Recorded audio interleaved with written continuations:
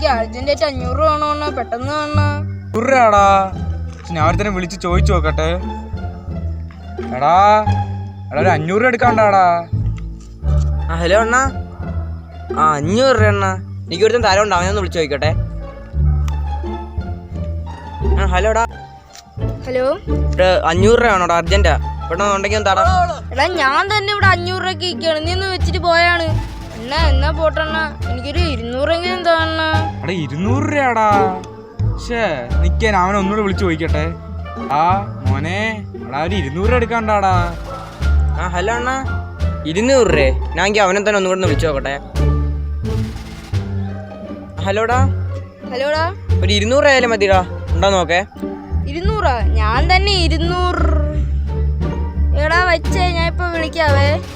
അണ്ണാ എനിക്കൊരു 100 രൂപ തരാവോ? എടാ ഞാൻ അവനെ ഒന്നുകൂടെ വിളിച്ചു നോക്കട്ടെ, അവൻ്റെ 100 രൂപ കാണാതിരിക്കത്തില്ല.